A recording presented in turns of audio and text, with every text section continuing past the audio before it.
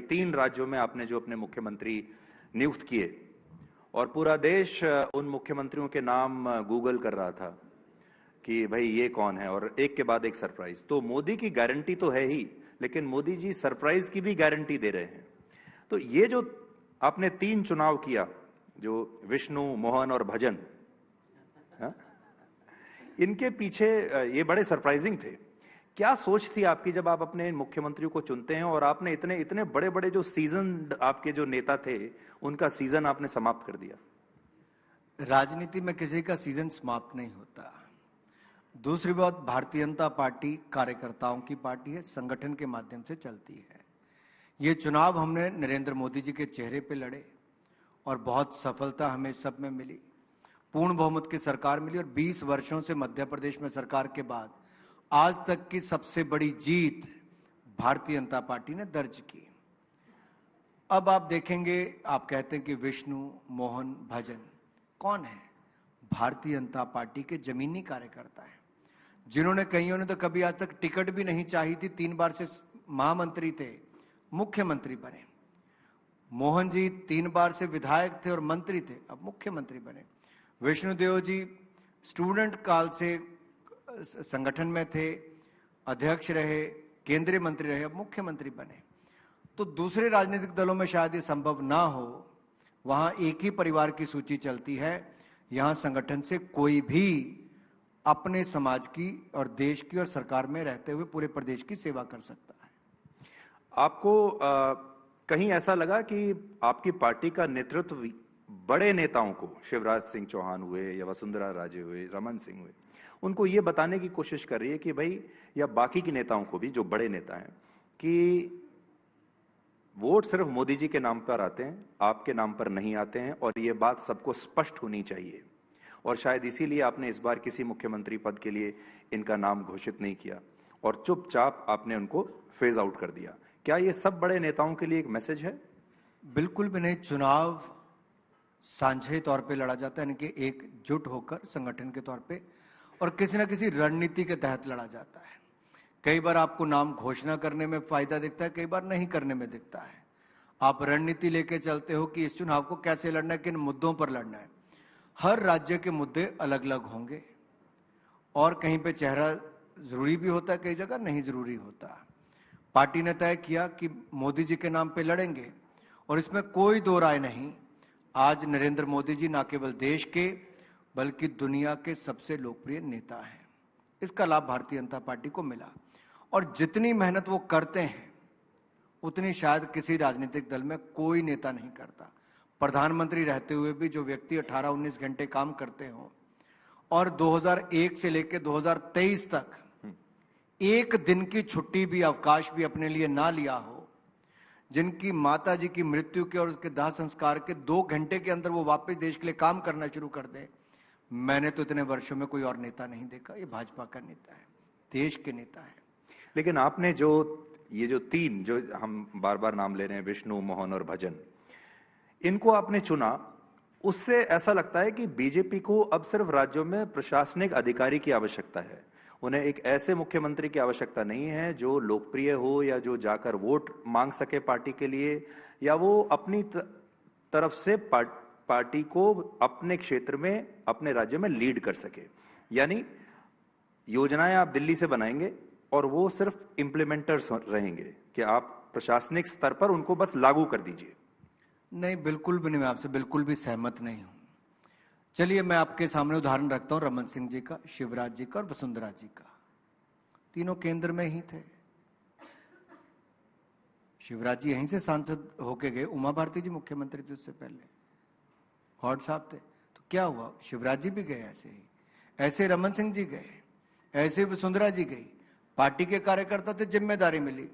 अब संगठन में तो आपको कई बार मंत्री भी नहीं मिलते, अध्यक्ष भी नहीं बनते, आप कार्यकर्ता के रूप में काम करते हो और यही पार्टी की विशेषता है, यही हम में और बाकियों में अंतर है। आपके साथ भी ऐसा कभी हो सकता है? कभी भी हो सकता है। मैं भी एक कार्यकर्ता के रूप में काम कर सकता हूं। मैं 4थी बार लोकसभा का सांसद बना।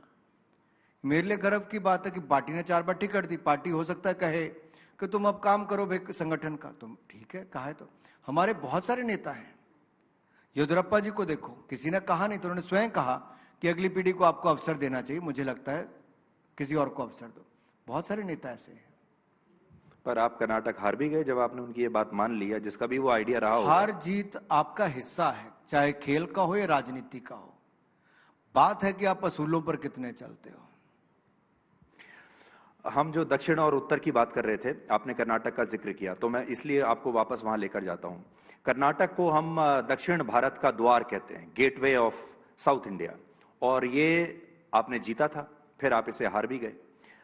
अब कर्नाटक आपके हाथ से निकलते ही एक बार फिर से ऐसा लगता है कि दक्षिण भारत के दरवाजे आपके लिए बंद हो रहे हैं, और आपकी जो सफलता है वो उत्तर भारत यानी कर्नाटक से ऊपर ऊपर आपके लिए है। उत्तर पूर्व में भी आपकी पार्टी बहुत सफल नहीं हो रही है, दूसरी रीजनल पार्टियां हैं, उनके साथ आप मिलकर सरकार बना लेते हैं। तो आपका ये जो मोदी की गारंटी है, ये पैन इंडिया गारंटी कब बनेगी वोटों के मामले में? पहले तो मैं कह दूं आपको कि असम में भी हमने दूसरी बार सरकार बनाई, पूर्ण बहुमत की बनाई। त्रिपुरा में भी हमने पूर्ण बहुमत की दूसरी बार सरकार बनाई, अभी मिजोरम में जहां हमारा एक भी विधायक नहीं आता था। जहां तक दक्षिण भारत की बात है, आप मुझसे लिखकर ले लीजिए, जितने झूठे वायदे करके कांग्रेस ने चुनाव जीता था, आज उनकी गारंटियां भी फेल, कांग्रेस भी फेल। हिमाचल से लेकर कर्नाटक में स्थिति हो गई है कि लोग ढूंढ रहे हैं कि कभी आए तो उनको पकड़ें, क्योंकि जो वायदे किए थे नहीं निभा पाए।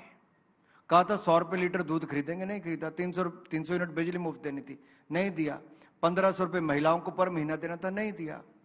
600 करोड़ रुपया स्टार्टअप फंड देना था, 5 लाख लोगों को नौकरी देनी थी, नहीं दिया। अब झूठे वायदे करके वोट ले लोगे तो उसका नुकसान होता है। दूसरा, आप जो दक्षिण भारत की बात करते हो, अगर आप पिछली बार भी देखेंगे, लोकसभा चुनाव में रिकॉर्ड वोट पड़ा, भारतीय जनता पार्टी ने बहुत सीटें जीती। इसी तरह से ही पिछली बार तो हम ये 5 राज्य हारे थे, लेकिन लोकसभा में हमने 303 सीटें जीती। तो इस बार तो हम पिछले वाला रिकॉर्ड तोड़ के मोदी जी के नेतृत्व में और बहुमत से। इस बार कितने सीटों की गारंटी आप यहां देना चाहते हैं? मैं तो एक ही गारंटी दूंगा कि जनता का आशीर्वाद मोदी जी के ऊपर बना रहेगा, और जब जनता का आशीर्वाद होता है तो बहुमत पूर्ण बहुमत ही देती है। 30 वर्ष में किसी को नहीं मिला, 2014 में मिला, 2019 में मिला। और 2014 में कांग्रेस के लोग क्या कहते थे कि ये तो चाय बेचने वाला है, कौन वोट डालेगा, क्या देश चलाएगा। देश बेचने वाली कांग्रेस को नकार दिया लोगों ने, ईमानदार चाय बेचने वाले को देश का प्रधानमंत्री बना दिया। अगर हम ब्लैक और व्हाइट में बात करें, आप एक तरीके से बीजेपी को हम देखें तो वो राशन की दुकान है। राशन की दुकान में इसलिए कह रहा हूं क्योंकि आप 80 करोड़ लोगों को राशन पहुंचा रहे हैं, खाने पीने का सामान पहुंचा रहे हैं, फ्री होम डिलीवरी एक तरीके से आप कर रहे हैं। दूसरी तरफ मोहब्बत की दुकान है। तो इस बार ये राशन की दुकान जीतेगी या मोहब्बत की दुकान जीतेगी? देखिए, जहां तक आपको नाम जो देना है आप दे सकते हैं, लेकिन कोविड के टाइम पे मैं तो MOS फाइनेंस था, वित्त राज्य मंत्री था। सबसे बड़ी चुनौती देश के सामने थी कि गरीब की थाली खाली ना रह जाए। महामारी से ज्यादा संकट था कि भूखमरी से कोई ना मर जाए।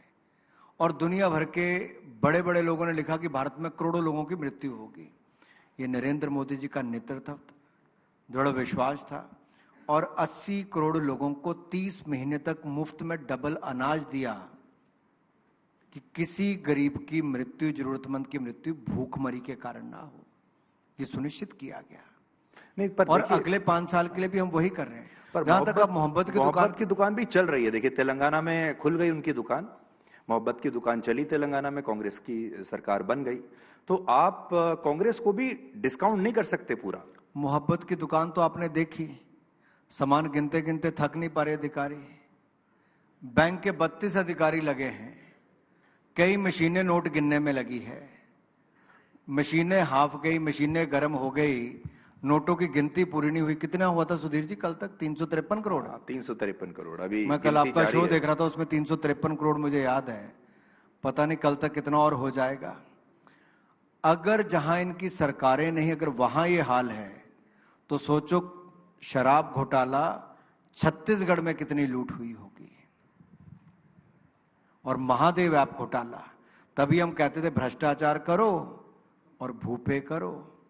भूपेश बघेल की पेमेंट का सबके सामने आया, महादेव ऐप से भी पेमेंट ली।